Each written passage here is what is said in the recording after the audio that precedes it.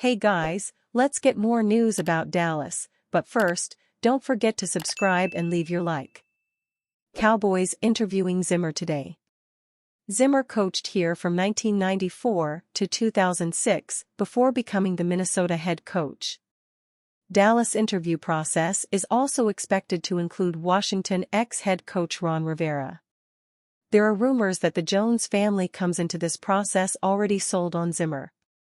But we are told Jerry, Stephen, Will McClay, and Mike McCarthy will all have a voice here, as was the case when Dallas hired Dan Quinn, who now moves on to Washington as the head coach there. February 5th. Why not? Why don't the Dallas Cowboys hire Sean Lee as a coach? It's among Cowboys Nation's most asked questions since Lee's retirement, and we have in the past tried to explain how much he and wife Megan are enjoying their post-NFL life absent the grind required of a player and a coach. But from now on, when the question comes up, we will answer it with this Pro Bowl week photo, which also explains why expectant parents Dak Prescott and Sarah Jane Ramos are not in Orlando, choosing instead to chill on a Colorado mountaintop. Troy Aikman told CowboysSI.com that his playoff failure advice was to get away. Dak and Sarah Jane seem to have received the message. February 4th.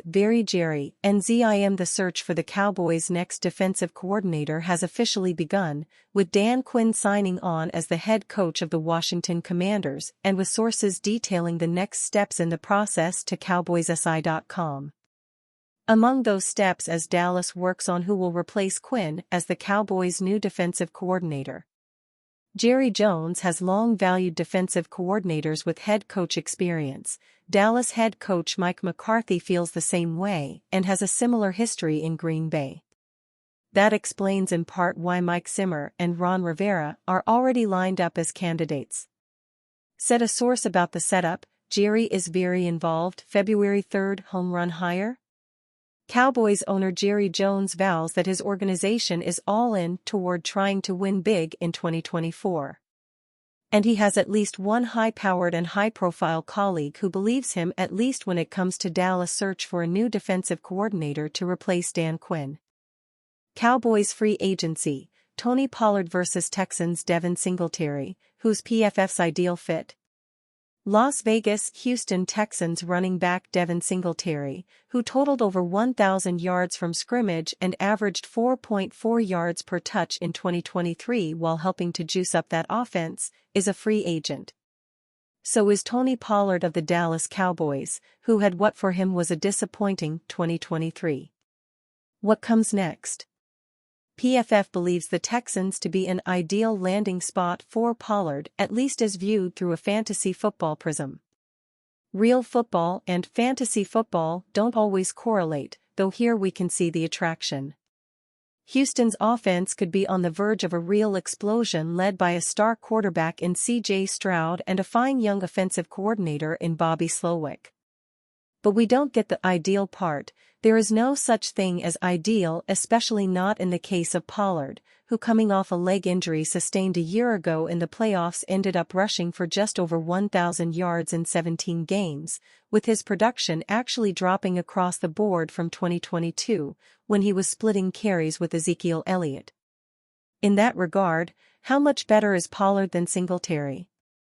Especially if Pollard projections are right and he's about to earn around $7.5 million APY? The running back market in recent years says the likes of Pollard and Singletary are unlikely to make that much. The production from the two players says that the team that waits it out and settles for the second best of this pair might end up being better off for it, cap-wise. Right now is the time when media and fans get excited about the idea of a new toy. Pollard would be that in Houston. Heck, Singletary might be that in Dallas. But overpaying based on the idea that somebody is an ideal fit is a foolish game, in fantasy football and in real football, too. Cowboys and Vrabel, which mystery team is intimidated? Las Vegas. As we write this, we have no indication that Mike Vrabel is at all high on the Dallas Cowboys' wish list as they search for a new defensive coordinator to replace Washington-bound Dan Quinn. But we do now have the official winner of the weirdest reason teams aren't hiring Vrabel, and it has something to do with his physique? Discussing the NFL coaching carousel, on the Athletic Football Show, our friend Diana Rossini offered up a few conventional reasons why the respected ex-Titans boss remains unemployed. "I don't think there was a fit for him," Rossini said. "I don't think he sat in front of any owner who thought that his style was going to work for what they were looking for.